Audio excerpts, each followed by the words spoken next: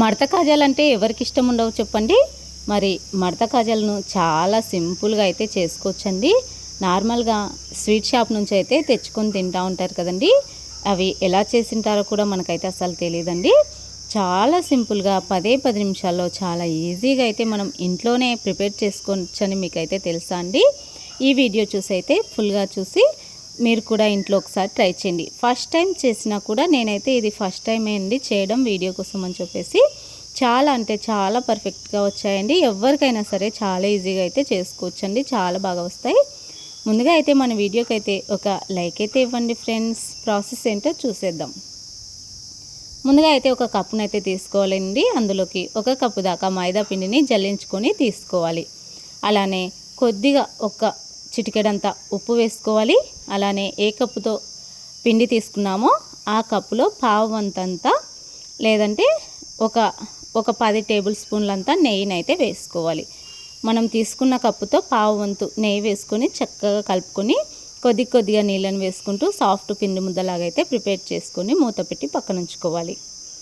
ఇంకా ఆ పిండి అయితే నానిపోతుందండి. ఇప్పుడు మనం బెల్లం సిరప్ను అయితే ప్రిపేర్ చేసుకుందాం. 1 కప్పు బెల్లం తురుముకి 1/2 కప్ దాకా నీళ్ళనైతే వేసుకోవాలి.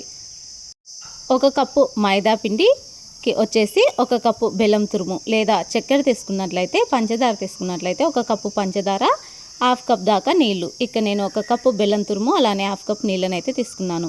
ఇలా బెల్లం పూర్తిగా కరిగిపోయిన తర్వాత ఫిల్టర్ చేసుకోవాలి అనుకుంటే చేసుకోండి. ఇది ఎలాంటి పాకం అవసరం లేదండి. జస్ట్ జిడ్డుగా అయితే సరిపోతుంది.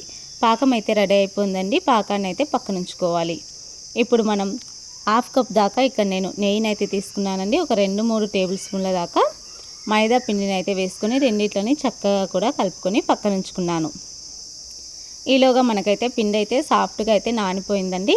ఇప్పుడు మనం చపాతీ పిండిని ఏ విధంగా చిన్న ముద్దల్లాగా తీసి పెడతామో అదేవిధంగా చిన్న బౌల్ లాగా అయితే చేసుకొని పక్కన ఉంచుకోవాలి. ఇలా అన్నిట్లను ముందుగా రెడీ చేసుకున్నట్లయితే మనం చేసే ఈ చపాతీలాగా అయితే ఒత్తుకోవాలండి. మనం చేసే రెసిపీ త్వరగా అయితే అయిపోతుంది. ఇలా అన్ని చపాతీలను కూడా చేసి పక్కన ఉంచుకోవాలి ముందుగా. ఇప్పుడు ఒక చపాతీ మీద ముందుగా ప్రిపేర్ చేసుకున్న మైదా పిండి నెయ్యిని రెండిట్లను కూడా ఒక స్పూన్తో లేదా ఒక బ్రష్తో అయితే వేసుకోవాలి. చక్కగా చపాతీ అంతా స్ప్రెడ్ చేసి ఒకటి మీద ఒకటి వేసి ఈ మిశ్రమాన్ని మొత్తం అంతా కూడా వేసి ఇలా వీడియోలో చూపిస్తున్న విధంగా రోల్ చేసుకోవాలి. ఇలా నీట్గా రోల్ చేసి ఎక్కడ కూడా బయటికి రానట్లుగా మంచిగా అయితే ఇలా రోల్ చేసుకున్న తర్వాత ఇప్పుడు ఒక కత్తి తీసుకొని చిన్న పీసుల్లాగా అయితే కట్ చేసుకోవాలి. చూడండి, ఇక్కడ మీకు వీడియోలో క్లియర్గా అయితే కనిపిస్తుంది. ఇలా ఈ విధంగా అయితే కట్ చేసుకోవాలి. ఇలా కట్ చేసుకున్న తర్వాత వీటన్నిటిని కూడా ఒక పక్కకు అయితే పెట్టుకోవాలి. చూడండి, మీకు అచ్చంగా మడత కాజాలాగా అయితే వచ్చాయండి.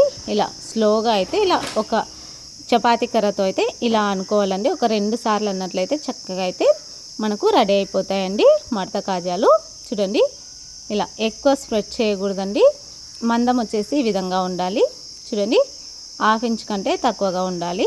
ఇలా మనం అన్నిట్లను కూడా ఈ విధంగా అయితే రెడీ చేసుకొని ముందుగా ఒక ప్లేట్లోకి అయితే తీసుకోవాలి. ఇప్పుడు స్టవ్ ఆన్ చేసి ప్యాన్ పెట్టుకొని అందులోకి ఆయిల్ అయితే వేసుకోవాలి. నేను 1/2 లీటర్ దాకా ఆయిల్ని అయితే వేసుకున్నానండి. ఆయిల్ అస్సలు హీట్గా ఉండకూడదండి. జస్ట్ మనం చేయి పెట్టినట్లయితే గోరువెచ్చగా ఉండాలి. అంతే హీట్గా ఉండాలండి. ఎక్కువ హీట్లో అస్సలు ఉండకూడదు. ఇప్పుడు 1 బై 1 అన్నీ కూడా ఈ కాజాలను మొత్తం అన్నీ కూడా వేసుకొని మంట సిమ్ టు మీడియంలో ఉంచుకుంటూ మనకు చక్కగా గోల్డెన్ బ్రౌన్ కలర్ వచ్చే వరకు అయితే వేయించుకోవాలి. మనం ఇప్పుడే చూసుకోవాలండి. అస్సలు వీటికి మంట పెద్దగా పెట్టుకోకూడదు. స్టవ్ సిమ్లో ఉంచుకోవాలండి.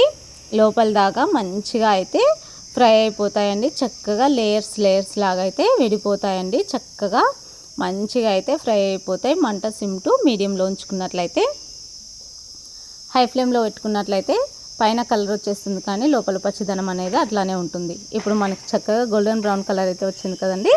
ముందుగా రెడీ చేసుకున్న బెల్లం పాకంలోకి అయితే వీటిని అన్నిట్లను కూడా ఇంకా 1 బై 1 అన్నిట్లను కూడా వేసేసుకోవాలి. ఇక్కడ నేను తీసుకున్న పాత్ర వచ్చేసి చిన్నదిగా ఉందని చెప్పేసి పట్టడం లేదండి. అందుకని చెప్పేసి ఒక పెద్ద పాత్రలో అయితే వేసేసుకున్నాను. ఇలా వేసుకున్న తర్వాత మూత పెట్టేసి ఒక్క 5 నిమిషాలు వీటిని అలా వదిలేయాలండి.